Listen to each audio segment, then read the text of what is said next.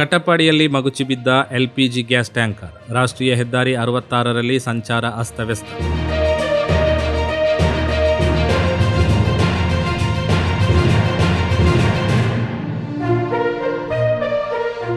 ಉಡುಪಿ ಸಮೀಪದ ಕಟಪಾಡಿ ಬಳಿ ರಾಷ್ಟ್ರೀಯ ಹೆದ್ದಾರಿ 66ರಲ್ಲಿ ಎಲ್ಪಿಜಿ ಗ್ಯಾಸ್ ಸಾಗಾಟ ಮಾಡುತ್ತಿದ್ದ ಟ್ಯಾಂಕರ್ ನಿಯಂತ್ರಣ ತಪ್ಪಿ ಮಗುಚಿ ಬಿದ್ದ ಘಟನೆ ನಡೆದಿದೆ. ಹೆದ್ದಾರಿಯಲ್ಲಿ ನಡೆಯುತ್ತಿರುವ ಕಾಮಗಾರಿಯ ಪ್ರದೇಶದಲ್ಲಿ ಟ್ಯಾಂಕರ್ ನಿಯಂತ್ರಣ ಕಳೆದುಕೊಂಡು ರಸ್ತೆ ಬದಿಗೆ ಮಗುಚಿ ಬಿದ್ದಿರುವುದಾಗಿ ತಿಳಿದು ಬಂದಿದೆ. ಘಟನೆಯ ಬಳಿಕ ಸ್ಥಳದಲ್ಲಿ ಕೆಲಕಾಲ ಆತಂಕದ ವಾತಾವರಣ ನಿರ್ಮಾಣವಾಗಿತ್ತು. ಸುದ್ದಿ ತಿಳಿದ ತಕ್ಷಣ ಅಗ್ನಿಶಾಮಕ ದಳದ ಸಿಬ್ಬಂದಿ ಸ್ಥಳಕ್ಕೆ ಧಾವಿಸಿ ಟ್ಯಾಂಕರ್ನಲ್ಲಿ ಗ್ಯಾಸ್ ಸೋರಿಕೆ ಆಗಿದೆ ಎಂಬುದರ ಕುರಿತು ಪರಿಶೀಲನೆ ನಡೆಸಿದರು.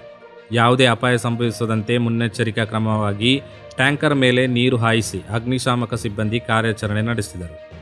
ಘಟನೆಯ ಪರಿಣಾಮವಾಗಿ ರಾಷ್ಟ್ರೀಯ ಹೆದ್ದಾರಿ 66ರಲ್ಲಿ ಕೆಲಕಾಲ ವಾಹನ ಸಂಚಾರ ಅಸ್ತವ್ಯಸ್ತಗೊಂಡಿದ್ದವು.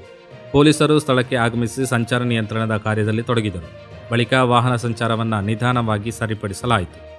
ಘಟನೆಯಲ್ಲಿ ಯಾವುದೇ ಪ್ರಾಣಹಾನಿ ಸಂಭವಿಸಿಲ್ಲವೆಂದು ತಿಳಿದು ಬಂದಿದೆ.